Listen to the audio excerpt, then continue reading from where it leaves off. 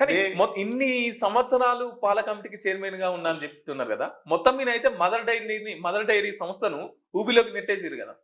మేమున్నప్పుడు మంచి లాభాలు ఉంది. అప్పుడు దివంగత నలబోలు నరసింహారెడ్డి, బొంగుల నరసింహారెడ్డి అంటారు. ఉమ్, ఆయన నాయకత్వాన్ని పనిచేసినాం. ఉమ్, సుఖేందర్ గారి నాయకత్వాన్ని పనిచేసినాం. దాని తర్వాత వచ్చిన జితేందర్ రెడ్డి గారు చేసినాం. దాని తర్వాత నేను ఎమ్మెల్యే ఎలక్షన్ అప్పుడు రాజీనామా పెట్టి ఎమ్మెల్యేకు పోటీ చేసిన. ఉమ్, అప్పటి వరకు బాగా ఉండే. ఏదైతే టీఆర్ఎస్ ప్రభుత్వం వచ్చి కేసీఆర్ ముఖ్యమంత్రిగా 10 ఏళ్ళు చేసిండో ఆ డైరీని పూర్తిగా నాశనం పట్టించారు. ఉమ్, మొన్న మన ప్రభుత్వం వచ్చిన తర్వాత సంవత్సరం తర్వాత ఇక్కడ చైర్మన్గా గుడిపాటి విమర్శరెడ్డి వేసినాం. కానీ వాళ్ళు ఆ 10 ఏళ్ళు 20 ఏళ్ళు చేసిన అప్పులు, వాళ్ళు చేసిన తప్పులు కుప్పలుగా 50 కోట్లకి వెళ్ళిపోయింది లాస్ట్లో. ఇప్పుడు అది వెంటిలేటర్ మీద ఉంది.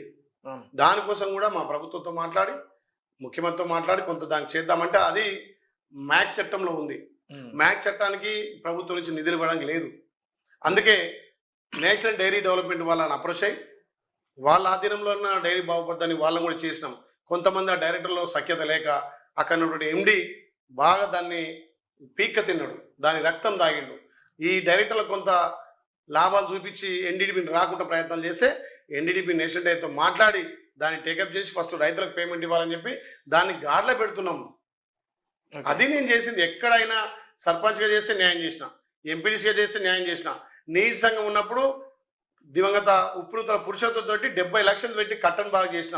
ఉమ్, ఏ పదవి ఉన్నా దానికి వన్నె తెచ్చిన కాబట్టి నాకు ఒక్కొక్క పదవి వరిస్తుంది. ఇవాళ నా జిల్లా అధ్యక్షుడు ఎందుకు ఇచ్చారు? అరే పార్టీ నమ్ముకొని చిన్నప్పటి నుంచి ఎత్తిన జెండా దించలేదు, ఈయన విప్పుగా న్యాయం చేస్తున్నాడు.